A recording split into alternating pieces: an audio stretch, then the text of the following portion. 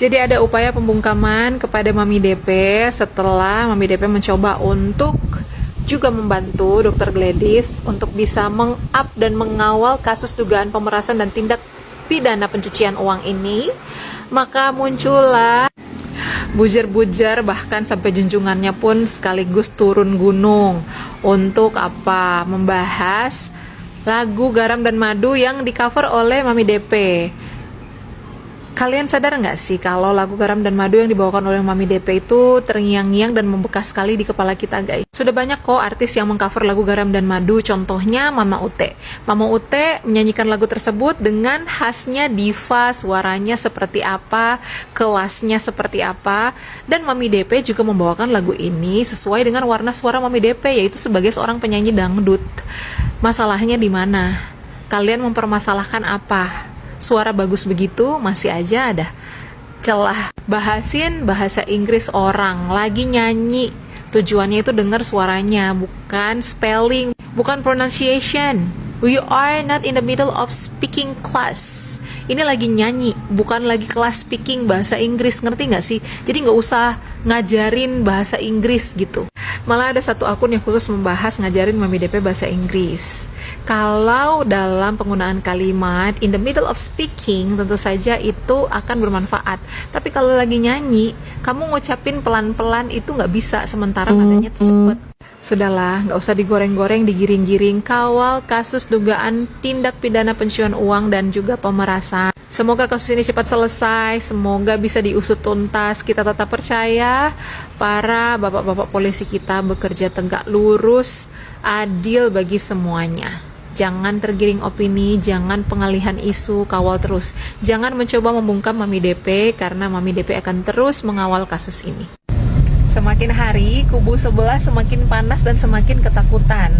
Terbukti dengan meningkatnya tekanan-tekanan untuk Dr. Reza Gladys. Tekanan psikis dan juga mental, baik secara pribadi buat Dr. Reza maupun kepada suaminya dan juga anak-anaknya dan keluarga besarnya. Sampai memunculkan gosip-gosip tentang aib dari keluarganya yang tidak ada hubungan sama sekali dengan dugaan kasus pemerasan dan dugaan kasus tindak pidana pencucian uang ini.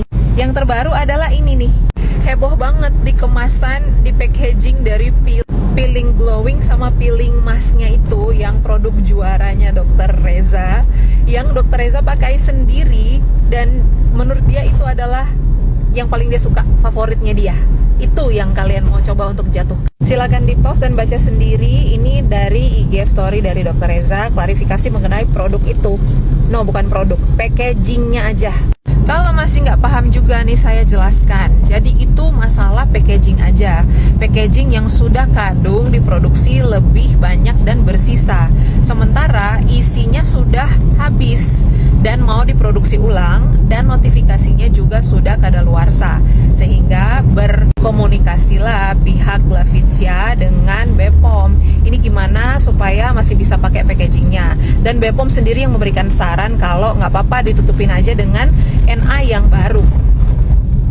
Jadi NA itu NA yang lama yang sudah kadaluarsa ditutup dengan NA yang baru, dan NA yang lama itu juga sama untuk isi yang sama tentang peeling glowing dan peeling mask, jadi sama gitu. Yang berubah hanya NA yang sudah diperbaharui, isinya baru, tetap peeling glowing dan peeling mask. Yang berubah hanya NA yang sudah diperbaharui saja, dan BPOM nggak masalah. Jadi itu bukan tandanya isinya berbahaya atau isinya produk kadaluarsa. Paham? Ya sudah ya, nggak usah terlalu kepanasan. Statusnya sudah sebagai tersangka, dan resikonya sebagai tersangka adalah terjadinya penahanan. Jadi nggak perlu giring sana giring sini, framing sana framing sini lagi, oke?